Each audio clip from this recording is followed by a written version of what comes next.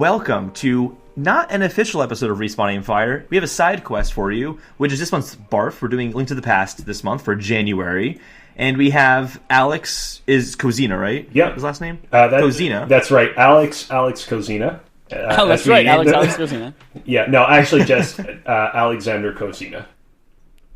And you're from Gamers. Correct. You want to tell us a little bit about that for people who didn't listen to your first guest spot in our show 2 weeks ago? Correct. So very quickly, Gamers, spelt with a V instead of an A, so GVMERS, is a YouTube channel that creates short-form documentary-style content about specifically video games that typically have been canceled or video game franchises that are no longer active. So, for example, things like Silent Hill, the franchise, Driver, also canceled games like, for example, most recently 8 Days, which is a PlayStation 3 exclusive that went the way of the dodo, and other videos in that sort of vein.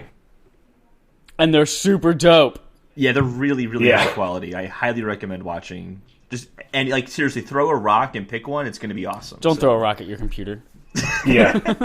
Except for maybe the second video ever on the channel, which is like this weird experimental 80s thing. That's one. Now I have to watch that video. Yeah, that might be worth watching. Yeah. All right. But you're saying watch the other content first, then go see that one. Yeah, sure. That's a fair compromise. Thank you, by the way, once again. It's very humbling hearing you guys praise my channel and the content I work on. Thank you very much. Of course. Well, it's worthy of the praise. So. Well, if you do a shit job, we'll tell you to your face. So, so obviously you're doing something right. Yeah. And then we also have with us, as usual, Chad Michael Jonas. What's up, everybody? I'm Chad Michael Jonas, apparently, and this is my alter ego, my different personality, and I have bad opinions. Breath of the Wild is great. That's a bad opinion. Well, we're here talking about Link to the Past. But before we do this... I have one thing I want to announce. There is something very important that just started today. If you are listening to our content, if you have liked anything we've ever done, if there's a particular Would You Rather that made you pee in your own mouth with laughter, I want you to do us a huge favor. Holden's laughing at peeing in mouths, aren't you? Yeah. Yeah, I am. Because I want you to do us a favor. That's a normal thing we do in the podcast. There's an opportunity that's available to us, or a ton of other podcasts if they win, with Kinda Funny Games Daily, where someone who is an underrepresented podcast can be a guest host on the show for a week and get them a lot of visibility and experience, and we would love to be that podcast. If you can take 96 seconds and go to kindafunny.com/upandcomer, UPANDCOMER, not come like the jizz. All right. Let's not veer into that territory that hard and that soon, all right? You know, we can only get into our like poop and pee discussions at the very end of the podcast. Well, I've already talked about pee and jizz so far. So poop's last. Nothing is off the table with Chad. I just let him go. So yes, please do that. Kindafunny.com/upandcomer. Just take a second to nominate us. That would be so frickin' great. All right, Holden, you can get back to whatever the hell you were talking about. Oh, and by the way, am I allowed to hijack this and say that you can also vote for me and Gamers as well? Or am I not Do allowed? it. Absolutely. I mean, yes, you can vote for whomever you like. Right. If there's a person out there that you're like, I would love to see this person on it, do it. I mean, you can also vote twice as well. Times. So if you want to vote for both of us, exactly. you can vote for both of us. Yeah, I will say, for the record, just before we started recording this, I actually went and nominated Respawn Aim Fire, and not myself. So, you know, there's no That's very sweet. Thank you. There's no love lost here, or is that even the right turn of phrase? Basically, it's all in good fun. Yes! All right. Thank you, sir. No problem. We are here to talk about Link to the Past, though. So as much fun as all that stuff is, Link to the Past, way more fun. Oh, yes. Fun game. For sure. We're going to talk about Link to the Past. Legends Alex Zelda, and I Link to the have Past. played it many, many times. Yes. I believe all of us have played Link Between Worlds. Yeah. Yes. Okay. Yes. But this is Chad's first time playing the Link to the Past. Feels like the first time. Normally I'd say let's give the honors to Alex to give his impressions first since he's the guest. Yeah, but I also talked a lot last time about it already, so yeah. It's a special moment. Chad has not played Link to the Past, and I chose BARF BARF of the month this month, being Link to the Past, specifically for you, Chad. So I'm dying to know.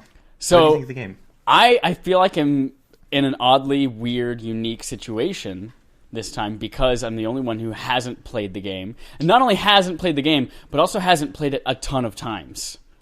Mm-hmm. Because, Alex, you had mentioned like 100 times you had played it. Holden, how many times do you think you've played it? Just ballpark. Honestly, probably only 5.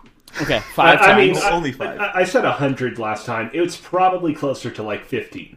Let's put it that. All right, okay. 15. Okay. That's still a good number. Yeah. Still a really good number. Dude, 15 is good. Yeah.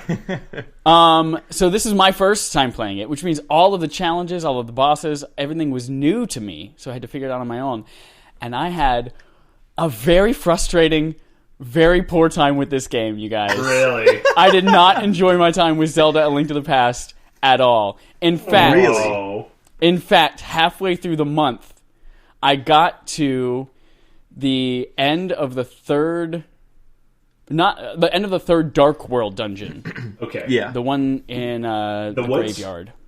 Yes. Yeah, in Lost Woods. Yeah, Skull Graveyard, whatever the fuck. Yeah. I got to the end of that one, and I literally said, I'm not doing it. I'm not finishing this game. This is where I stop. I'm done. So you didn't beat it? But 2 days later, I said, I'm just gonna do one more dungeon. And I did trek on through, and I finally did beat it this past Sunday before our podcast. I finished the entire game. Still did not enjoy my time with it. Really? And here's why.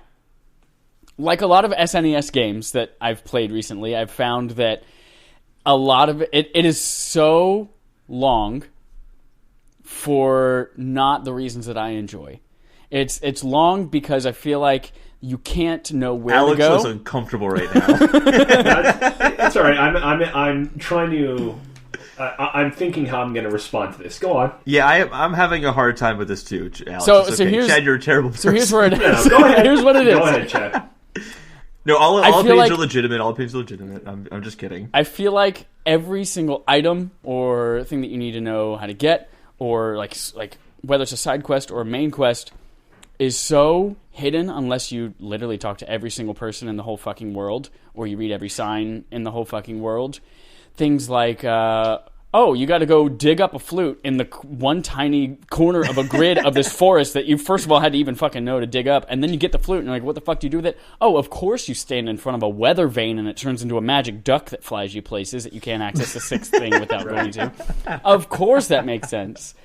So it all took way too long, and you guys probably didn't run into that issue because you've done it 100 times and you know exactly where to go, and everything, so it's probably an enjoyable, quick experience.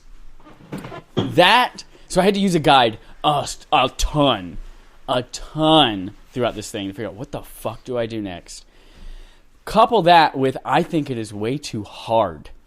This game I think it is a hard Zelda game. So difficult. And so I will say, we'll get into all of this later, but my response to that is, I don't entirely disagree. There's stuff that you were saying earlier that I'm like, ooh, we might have to educate you on some stuff. But that I can meet in the middle with you on that. But I'll let you continue. Sure.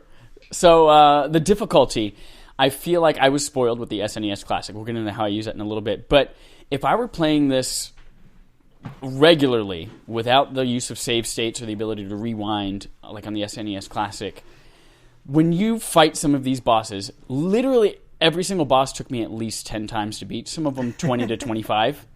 And if I had to go through the dungeon again from the beginning entryway to make my way to that boss every single time, with my items being used and all that kind of stuff, there's no way I would have finished this game. Absolutely would have quit a long time ago. I will say I do have a memory of the bosses being very, very hard. In particular, I remember the Skull Woods boss being hard. That's the one that caused me to quit the game. All around the level, and it's the floor is moving you towards spikes. Yeah, that's the one that caused me to quit the game and then pick it back up 2 days later. But because I had save states, I had to sit right up against the TV, because we all know the SNES Classic, you have to actually push the button on the console to use the save states and to rewind. So yeah, on boss battles, I would go in, I would fight, die, hit the reset button, rewind a minute, fight, die, and do that so many times. It was obnoxious. So yeah, I think it was way too hard, and that is due to the fact that, because I think in order to beat this game, you have to have at least the tempered sword, if not the golden sword. Otherwise, it's going to be way too hard. You're going to die before you're able to do enough damage to kill anything. Mm-hmm. But the golden sword definitely helps a lot. The method of knowing that, first of all, you're led to believe Master Sword is this amazing thing that can banish evil and steal it, and you're like, cool, fucking great. That's the best sword in the game, right? No one ever tells me there's another sword out there. And then you have to go find this frog person, then wants to go meet his brother in the light world, and you have to do all this shit. What? Had no idea that was out there. Learned that from another guide, like, as I was on Dungeon 6. So yes, I had a very frustrating time with it. I thought it was way too difficult. I thought that some of the things you had to find were way... I could understand if there were things that were hard to find, but they weren't necessary to the game. Mm-hmm. But because they were required and they were so obtuse, I was so frustrated with this experience. Ooh. But I don't remember having the same experience with Link Between Worlds. Okay, so my first question for you, of many, is have you played a lot of other Zelda games? Because I realized that I didn't really kind of ask you about that when this got briefly brought up last time when we were talking.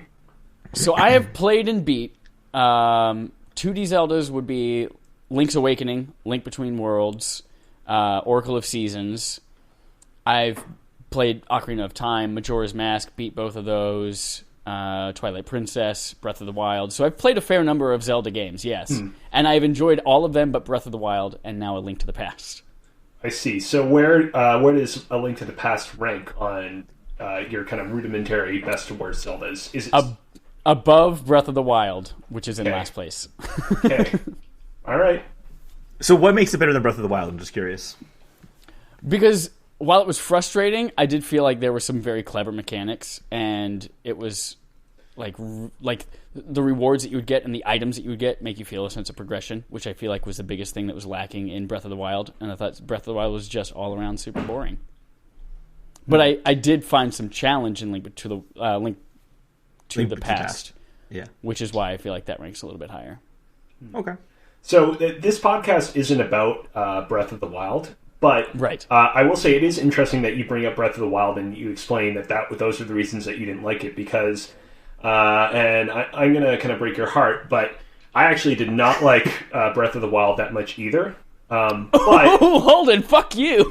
But my that was my heart snapping. But my kind of perspective on that game and why I didn't like it is completely different. Where just before I had played Breath of the Wild, I had played Majora's Mask 3D on the 3DS. And playing through that game again, I tried to focus on all the various little narrative threads and little bits of dialogue that I'd missed the first time around. Because there's a lot of like hidden pieces of dialogue in that game because you approach people at different times of the day and they kind of give off interesting new little kind of like little stories and kind of like micro narratives that are entertaining to hear about. Going from that game to Breath of the Wild, which is very much kind of like anti-story, where there is sort of like, it's very much about what you want to make of its giant kind of sandboxy world, was very jarring for me. I wanted a Zelda game that felt like a kind of continuation of what I've been experiencing in Majora's Mask in terms of story, and instead I got a game that's very much all about you kind of like finding the courage and finding the power within you, so to speak, to kind of like accomplish its various tasks. Of course, there's progression in that game in terms of like you can get new and better swords, you can get more heart containers and all that, but that is very much a game about you're given pretty much most of what you need to beat this game at the beginning. Now kind of like figure it out for yourself, and I didn't really like it for that reason. I respect it in terms of I feel like the Zelda series was getting stagnant up until that point, and I feel like that game was the correct kick in the pants that it needed, but it just wasn't appealing to me for that reason. Dude, I respect that a lot. Sure. Mostly because it aligns with my same exact stuff. I actually think that a lot of those... we'll talk about this later on, but I do think that some of those Majora's Mask narrative threads, although not as robust as they are in Majora's Mask, from the little I played like half of that game, they are there, actually. If you go to some of the towns, that kind of stuff of like people doing specific things and story things only being available certain times a day, it is still there. It's not nearly as robust as Majora's Mask, absolutely. But a lot of that's still there, especially Kakariko Village. I do want to keep with Link to the Past, though, for this. So what are your kind of impressions of Link to the Past, going back to it again for the millionth time? Well, so I mean, I kind of briefly talked about this a little bit last time that we recorded together, which is that So I originally played the game back when A Link Between Worlds was coming out back in 2013. And I played it again, and kind of like the kind of magic that I had played back in the day kind of wasn't there. I kind of played through it, I beat it, and I'm like, this is pretty easy. I don't really have a whole lot to say. And so this time around, I'm like, I'm going to kind of like spice things up for myself, make it a little bit more challenging. And so I decided to do is I had gotten to the first Dark World dungeon, and I'd gotten to the boss there, and I'll let it be known that while I am pretty adept at this game, I'm not perfect at it, and I died to him a couple of times. This is the boss that you have to hit his mask with a hammer until his mask... Hemrock King or Hemlock King or something like that? Helmarock King, I think. Helmarock, yeah. Yeah, because it's like a helm as in like a mask. Oh, that's right. Right. And so I'm like, all right, here's what I'm going to do. I'm going to basically beat all the Dark World dungeons out of order. So starting with the 7th, then going to the 6th, and so on until I get back to the 1st. And God, how did you do that? Those things hit so hard. It was definitely going to the 7th dungeon first. You do realize like how helpful things like the blue tunic are, for example. Yeah. At that point, or like I hope you had half magic ability. Yes, I did. Like that. Thank God. You can figure out how to get that pretty early on. Oh, you didn't get it? Yeah, there's like if you go under, where the blacksmith is in Kakariko Village. There's that cave underneath the house. Once you get the hammer, you can access that cave, and the bat will give you the ability to reduce your magic by half as much when you use magic. Yeah. Well, damn. So and I also almost never used magic unless I had to, like, for platforming purposes. Well, for the boss in Turtle Rock, the dungeon you're on right now, Alex, you have to use magic. One, yeah, exactly. Yeah. And I mean, when I say that I beat them out of order, what I mean is that I went as far into each dungeon as I needed to go to get whatever item I needed to get in them so that I could basically beat them in order. So, for example, in the 4th dungeon, I needed to kind of like complete a lot of that dungeon in order to get the Titan's Mitt so I could lift up rocks so that I could access other parts in the game. Right. So it's like, in some cases, for example, when I went back to the 4th dungeon during this run, it was as simple as just going to the boss and beating it because I'd already done most of the work there.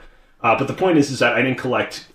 I tried as much as possible to kind of like do things out of order when I was playing through the game. And, the magic still wasn't there, but I definitely was still able to appreciate the experience as a whole. I appreciated the level design. I appreciated the kind of like design of the world. I appreciated the characters. And I'm happy with it just being that. There are definitely games that I've gone back to that I've been like, oh man, I'm really nostalgic for this game. And then I play through it and I'm like, wow, this is a real piece of shit. And with this game, I can definitively say this game is a good, well-made game. And I'm happy with it being just that. Mm-hmm. There are definitely some things that, to kind of Chad's point, like they don't do anymore, like the tempered sword and the golden sword. Like they had that in Link Between Worlds. They don't really do that kind of thing anymore in Zelda games, probably because it was a little vague. There were a few things like that. They kind of worked out, but so much of that experience to me still just feels like, and I mean this in a good way, every 2D Zelda game that came after that, and really every other Zelda game that came after that, it still has that, for me at least, that Zelda magic. I last played it, honestly, probably more than a decade ago. Oh, at this really? Point. It has been a long time. Yeah. Huh. I thought you played it in your run-up to Link Between Worlds. Did I? Or was that Randy? So. Maybe been Randy. I don't think that I did. Oh. Because I don't think that I had access to it. No, I definitely didn't. So it maintains some of the magic for me. What I wanted to pay attention to with this when I was playing it is, in the first kind of 3 dungeons, this is the first, Zelda game of its kind. And I was kind of curious, how do they teach you what a Zelda game is? Like, how the different puzzle mechanics in the dungeons, how do they teach you very basic things like that? And it was actually really cool to see, like, even in the first room of the Eastern Palace, how they teach you about switches and doors, and how they unlock certain doors. You are given 3 doors to go through, a left, middle, and right door. You can't go to the middle door because it's blocked. It's locked. But the left and right doors are open. If you go to the left or right door, you go in that room, you get to a bridge that's cut off and broken. But on the side of the screen, you can see a bridge right where the middle door is. So it's kind of like, oh, I know I have to go there. So there's got to be something in this room that like helps me with it. And it's really cool to go back and see how they teach you some of those mechanics. You pay really close attention to moment, like room by room. Like every room is about something, and it's kind of cool to see that in the early dungeons. By the later dungeons, though, I think I agree with Chad. It got really, really hard. And it was made easier by having access to some of the optional items that I knew about, but not everybody would. Like, Chad, did you find the cape? No. I learned almost by the end of the game that it existed. I was like, this would have been fucking helpful. It really, exactly. To turn invisible and fly over things and not get hit? Hell yeah. So did you find the enemies to be challenging or the puzzles? Or a combination of both? Kind of a combination of both. So, like, an example where, like, this isn't even a puzzle, really, but, like, an example where I think it was too vague was I was in the thieves' hideout, and I was just about to get to the part where that girl is locked up. Yeah. And there's 3 doors up to her. And I got to the door, I already had the big key. I didn't even think just to walk up to the door. Right. And I'm just like, I gotta find a small key. I'll be right back. Yep. And I just went through the entire dungeon. I'm like, where the hell is this small key? And I'm just like, I have the big key. Let me just try that. And I'm like, well, god damn it. Yeah. I just went into that dungeon for nothing. So definitely a few points where it was a little vague. But then, like, today I'm doing Ganon's Tower, and oh my god, that whole dungeon is just ridiculously hard in terms of combining puzzles and combat. There was one room where you have the 3 wizards or wizrobes shooting at you, and there's no floor, apparently. Mm-hmm. But there is a floor. You have to, find out where it is by either using the block and pushing the block around, but while you're fighting these enemies. And it's such a pain in the ass. Yeah, it was such a pain. So, like, little things like that towards the end, I thought it got too hard. But also, that didn't really bother me so much because you're at the end of the game. It should be more challenging. Mm-hmm. What bothered me is that in the early games, you had that Zelda mechanic of here's an item that's going to help you get through this dungeon, and then it'll help you out outside of that as well. But the last few dungeons don't give you items that are mandatory. Mm-hmm. It's like you're going to get the blue mail, so you can get reduced damage. It's useful, but you could have gone through the whole dungeon and missed it. Yeah. Things like that. Or even in like Turtle Rock, you get the mirror shield, but right. What do you really use the mirror shield for? Yeah, you use it for like 2 rooms and that's it. Exactly. So and it's kind of where, before starting the game again, I'm like, oh my gosh, there are so many dungeons in the Zelda game. I forgot how many dungeons there are. And I'm like, I can see why this had the most and none ever topped it, because it's just, there's too many dungeons. They don't have enough gameplay to really utilize all the dungeons as best as they could have, I think. So I think a reduction in the number of dungeons would have been better, I think. Mm-hmm. That's just my opinion, at least. Whereas I can't think of any other Zelda game where I've gotten an item in a dungeon that was useless outside that dungeon, other than, like, the spinner in Twilight Princess. Yeah. Yeah. I mean, the one exception is usually the last dungeon, right? Like, usually the last dungeon in every Zelda game is more like a gauntlet than let's introduce a new mechanic. Yeah. Right. Mm-hmm.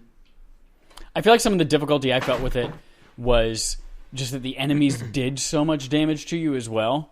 I feel like I spent the entire game with my hearts beeping at me. And I was just constantly like, oh, thank God I found a heart. Now I'm finally not getting beeped at. And then 2 seconds later, fuck, now I'm being beeped at again. Mm-hmm. I mean, a subtle thing about this game that's different from all the other Zelda games that follow it is that in this game you only have half hearts. You don't have quarter hearts. Right. So obviously that doesn't help either. Yeah, I definitely died a fair bit more than I was even anticipating myself. Yeah. You actually do get quarter hearts, kind of. Some enemies will hit you, and they don't bring down a full heart or a half a heart. So I guess that still counts as a quarter heart, but they don't visualize it. Right, and I found that typically that only happens when you get, like, the more and more powerful males, basically. Yeah. Right. Okay, so we've been a little bit kind of down on the game with regards to the difficulty and all that. Like, Chad, what's something that you did really enjoy about it, though? Like, is there anything about it that you take away that you're like, you know what, I thought that was pretty good? Music. I feel like I say this about every game. The part that if I ever say, man, this game is great, usually it comes back to music. So yeah, I loved hearing, obviously, all the themes that I was familiar with from Ocarina of Time starting out here. And actually almost everything about Ocarina of Time starting out here. We'll talk about that. I want to make a point about that. Yeah, I really enjoyed the music in the game. The characters had a lot of really kind of cute, quirky dialogue as well, which made them feel kind of unique and great. The Dark World theme in particular is awesome. I love the Yeah. Dark World theme of this game. It's a really good. It's one of my favorite Zelda songs. Yeah. On the subject of characters, there's this old Miyamoto quote about how when they were making Ocarina of Time, they looked to the show Twin Peaks as inspiration for all the characters in it. Like, they basically envisioned this world as being filled with all these kind of eccentric characters that each have their kind of, like, weird quirks to them. Like, you have Don Pei, who's the gravedigger. You have, like, the weird windmill man. And you can kind of see the seeds of it in this game. Like, the characters in A Link to the Past aren't, like, quite as loony as anything like the windmill man. But they're slowly getting there. At least that was my impression. I don't know if you disagree wholeheartedly or... Yeah, I mean, I never really thought about that part too much. I mean, Kakariko Village there's I think a heart to that village. I'm not sure if it's just the music or like the guy that runs away from you. Like it feels like there are things happening there to the level that could be possible on an SNES at least. Yeah. But I don't know. I really. Besides, was it Shasharala or whatever his name is? It's not really. Yeah, Sahasrara. Sahasrara. Okay. Yeah. There's not really many other characters in the game, so I'm kind of curious who stood out to you guys. I mean, for me, it was a lot of like the weird Dark World characters. Like those are okay. Yeah. Like you have the guy who's like a demon who's kicking the guy who's a ball, and they're talking about why they look like that, and like, well, I'm kind of an asshole, so I turned into a demon, and the other guy's like, well, I'm always changing my mind, so I turned into a ball, and generally a lot of the Dark World characters were very appealing in that way. Yeah. Interesting. I did want to touch on, because at least for me, the big thing of why I love Link to the Past so much is kind of what Chad talked about, and that's that, and which actually I talked about when we talked about Ocarina of Time as well. I feel like Ocarina of Time gets all this credit for being the Zelda game that started Zelda games for what we know them as today, and I think that's true in terms of third-person combat, but in everything else, it's Link to the Past. Oh yeah, for sure. Literally every way. Yeah. I'm not getting the sense there's going to be contested much on that. You guys seem to agree. I mean, it's not just the first kind of real Zelda game in the way that we understand Zelda games, but there are so many like mechanics and tropes in this game that are introduced that like you see kind of reiterated upon in so many other games that Nintendo makes that aren't just Zelda.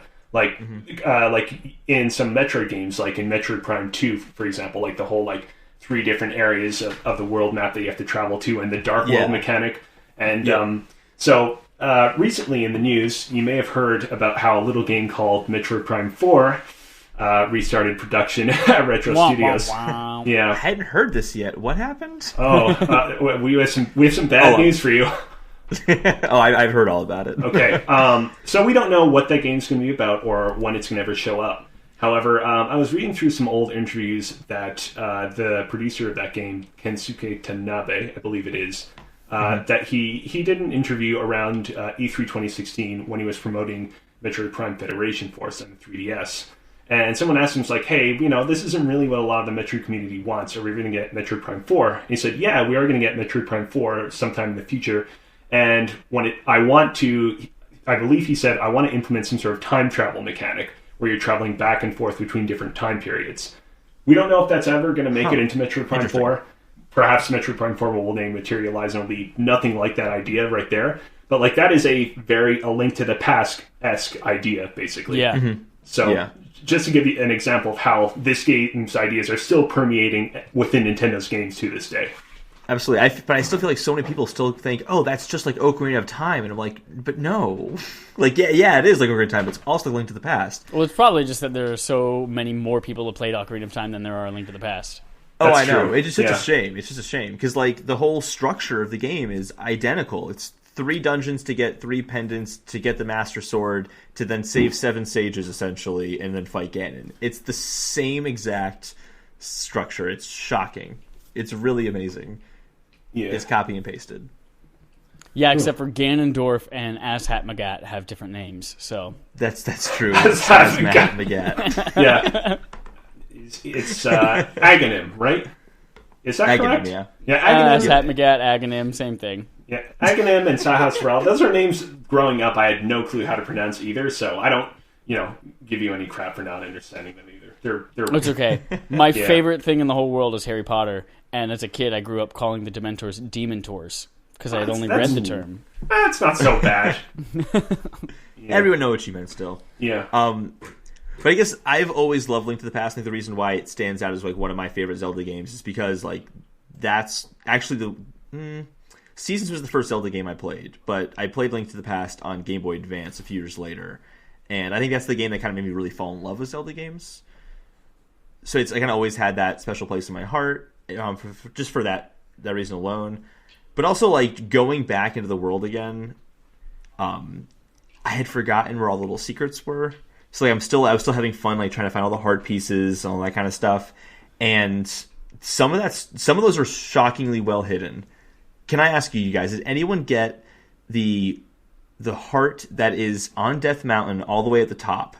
That's like it's like as high as you can get Death Mountain, just when you get up to the top level. And then it's like on its own little thing with yes, clouds. It's on its own little like a peak. No, I saw it and I said, I'm not going to fucking try for that. Do you remember? Do you know how to get that one? I couldn't. For the life of me, I cannot figure it out. I know it's Dark World related. You have to go to the Dark World and warp over. Just to be clear that we're talking about the same one. This is the one that is right of the third dungeon in the game, right? Yes. This is, it's left of where you would go to Turtle Rock in the Dark World, right? Exactly. Yep. Yes. Yeah, I believe that what you have to do is, you have to go into the Dark World, and then you have to switch it back into the Light World in that location. It's either that. But how do you get to that location? Even in the Dark World, I couldn't figure it out. Oh no. So you have to be in the Dark World and then you switch back into the Light World. But before that, you have to go into a cave in the Dark World and then basically surface, and then you switch to the Light World. Okay. Yeah, I don't remember the exact procedure, but I got all 20 hearts when I played, so I know that I did get it. So it's not unobtainable. Oh, I know. Obviously, it's attainable. Yeah, that'd be amazing if they just made something what a could troll not move. get in the whole game. Yeah. I don't really have much else to say about the game because I already loved it. I just really wanted to hear Chad shit all over the game. I was dying to hear Chad shit all over the game. I legit, when I started when I was halfway through this game, I was like, do I just not like Zelda? Am I just learning this year that I hate Zelda? But then I went back and I was like, no. I played Ocarina of Time a few months ago. I loved it. I beat Majora's Mask, 100%ed it, loved it. I think I don't know what it is about. Well, I do know what it is about this one. It was too hard. It was too frustrating, too vague, too ambiguous. Oh man, you're going to love Zelda 2 next. No, I think we're going to take a break from Zelda games for a while just for my sanity. Yeah. Okay. If you guys ever do a BARF on Zelda 2, though, I'll be there, and I'll defend even that one. I've never played Zelda 2. Zelda 2 and Majora's Mask are the two Zelda games I've never... Well, and Skyward Sword. I never beat Skyward Sword. I haven't beaten those three Zelda games. Yeah, Where does one even find Zelda 2? You can get it. It's on the Switch. Yeah. Virtual console. Yeah, exactly. Oh, okay. The 3DS, gotcha. Yeah. I have it there. Yeah, NES Classic as well, I believe. Yeah. Mm-hmm. Cool. Yeah, so I wanted to say something else that I liked about this game, too. And this kind of goes a little bit back to our discussion at the beginning of the show about Breath of the Wild, where... one of the big things that Breath of the Wild tried to do is it tried to break away from the rigidness seen in Skyward Sword and kind of offer a Zelda game where you could go to any dungeon in any order and complete it, however it is that you chose to do. And A Link to the Past I found is unique in that I feel like it strikes a good balance between being a kind of very linear and very structured and being entirely kind of non-linear, where, especially when you get to the Dark World dungeons, it allows you to kind of like skip over certain dungeons and attempt certain dungeons sort of out of order. It doesn't allow you to go and attempt them in any order, but it doesn't kind of force you to kind of like beat certain ones in between certain ones. Like you can go, all right, I'm going to beat the first dungeon and I'm going to beat the third dungeon, and then based on that, I'm going to attempt the sixth dungeon, but I don't need to attempt the second dungeon and the fifth dungeon. It doesn't force you to do that. Which, by the way, I'm sure somebody in the comments scream, no, you actually have to beat the second dungeon if you want to attempt the sixth dungeon. I know that's true. But I'm saying is that I appreciate that this game, I feel, it struck a better compromise than I feel games like Breath of the Wild did, where I feel like in that game, because basically all the kind of dungeons in that game could be attempted at any single point, the kind of complexity of the puzzles basically in them was significantly dumbed down as a result. And so I feel like this game, by making it so that you have to kind of like have attempted and beaten certain challenges before attempting certain higher level dungeons, there can still be that complexity in their design in them. So I want to highlight that as something I really appreciate about this game. Actually, on that note too, because you made me realize something that while playing the game. One thing that I mentioned that I really want for the next Zelda game, actually, it was accomplished in Link to the Past already, and that's that where you have these dungeons that are a part of the environment. Yes. Okay. I'm really glad you mentioned that because I had that in the back of my head. Go ahead. Yeah, so like Skullwoods is example. I mean, there are multiple entrances into that dungeon from the woods themselves, and while you're in that dungeon, you'll leave the dungeon to go in the woods to enter in somewhere else. Mm-hmm. But that's probably the most apparent. But it's also in the second dungeon is a little bit of that, where you leave the dungeon to go into a cave in the back, turn a rock, you'll go out at a certain point. Yeah, that's really really cool. For the next Zelda game, I think it'd be the most amazing thing if like you saw this mountain. And there's all these caves like coming out of coming out of the mountain, and you could enter the cave from any one of those caves. That will change how you're approaching that dungeon, or something like that. Yeah, that kind of idea of multiple entrances, having to utilize the exterior of that environment or that dungeon to navigate that dungeon inside, just like Hyrule Castle kind of was in Breath of the Wild. Kind of like that. Yeah. I really want that in the next Zelda game because it works really well in Link to the Past. Mm-hmm. It makes the dungeons and the world feel like one as opposed to, oh, cool, now I'm in Temple. Yeah. That's just separate from everything else. So I really enjoyed that about it because almost every dungeon had some sort of connection to the overworld in the Dark World. Minus like ones that are more separated, like Ice Palace, which is basically just... Yeah, exactly. Yeah. So I really, really like that about the game, and I'm trying to think of another Zelda game that does anything close to that. I can think of like Dragon Roost Island and Wind Waker. Right. Well, what they did in that game is that they just kind of made it so that the outdoorsy areas that would otherwise not be part of the dungeon are just part of the dungeon, basically. Yeah. That's dope. Yeah, I was going to say, Chad, like it's unfortunate that Skullwoods really kind of gave you a hard time and made you nearly quit, but for the exact same reason I was saying, like Skullwoods is probably my favorite dungeon for that reason. And that was one that I ran into a lot of roadblocks. Like first of all, who the fuck knows that you're supposed to shoot fire at a scorpion rock? Right. In order to fucking open the last part of the dungeon. Yeah. I had no idea. I was running around for literally like 45 minutes trying, what the fuck do I do next? Yeah, there are definitely obtuse moments like that throughout the game that people like us that have beaten it so many times know by heart, but are definitely a roadblock to people like you that have only never even attempted it. Yeah. I think one thing to keep in mind too is it's the time of the SNES. People had that game and played that game over the course of months. Exactly. Yeah. Yeah. Exactly. That's what these things were meant to do. You're supposed to. They're meant to. Those games are meant to be long for, like these obtuse reasons, so you feel like you're getting your money's worth out of it because they want you to sit home and play it for hours and hours and hours. So they're like, oh man, yeah, let's make it either really difficult to figure out what to do, or you have to talk to every single person to figure out what to do. And yeah. Well, even like going to the flute thing, a moment there I think was unnecessarily obtuse is when the kid is telling you where his flute is hidden. He's like, oh, it's in the flowers somewhere, right? He says that, and then that's it. You only hear that the one time. And if you just kind of glossed over that quickly... Yeah, I did. That's it. You missed it. You missed the hint. You cannot get that way too fast, and then fuck, now what? So even if it was like playing over the course of a few months, well, if you did that a month ago, good luck. Yeah. If you didn't have the internet because it's 1993.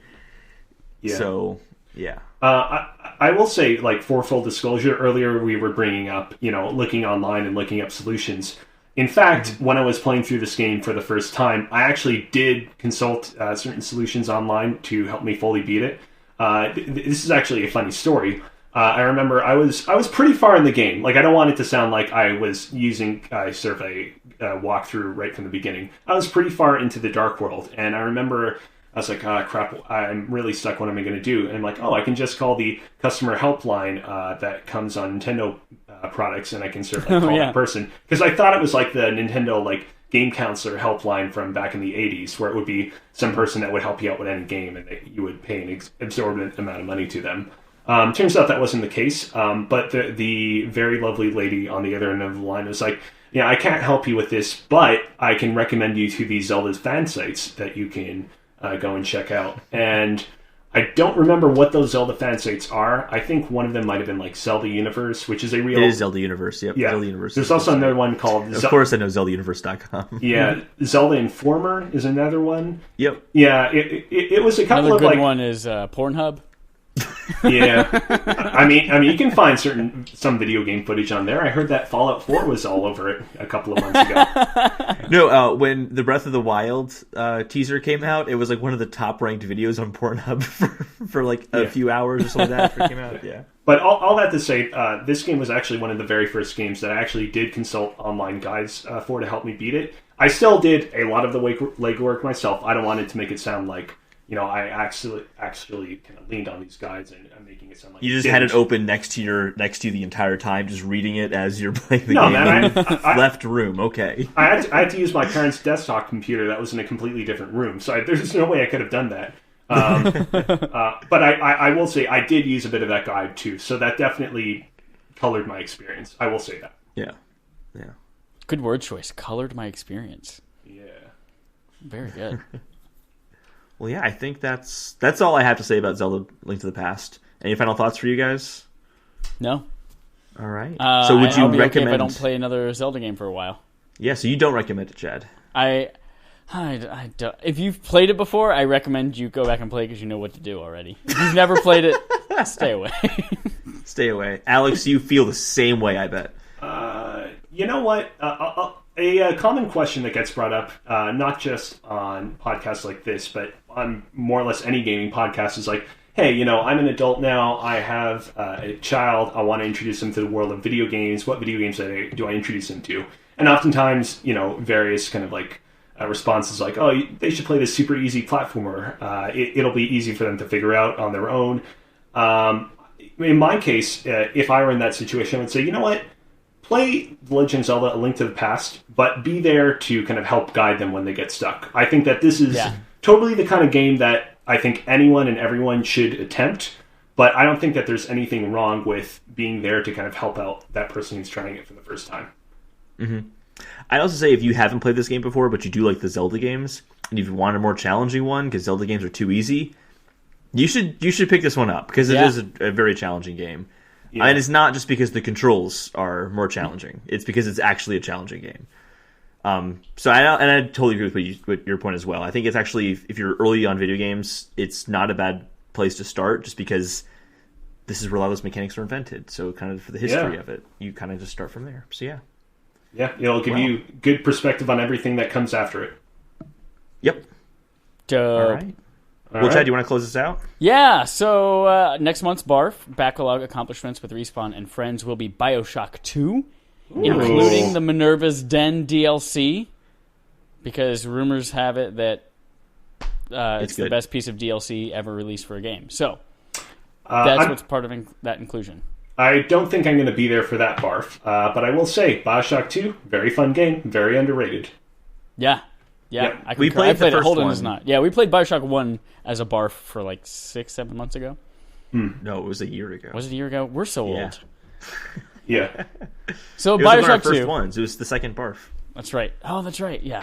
If you guys have the BioShock collection from that one, you can still play along with this one. Mm-hmm. And again, kindoffunny.com/up-and-comer, UPANDCOMER. Nominate us, please, por favor. And we will see you next week for another episode with 2 more guests from the Kind of Funny community. Yay! Thank you again, Alex, for coming on our show. Do you want to plug your thing one more time? It's Gamers with a V, so GVMERS. You can follow myself on Twitter at Kozina. And you could follow Gamers on Twitter at Gamers. However, unfortunately, our Gamers Twitter account had a bit of a boo-boo and is now down for the time being. So instead, you can follow at The Eilert, that is TheAilert, to get all your latest news and videos from the Gamers YouTube account for the time being. Dope. Thanks again, Alex, for joining us. Until next time. Thank you. Ooh!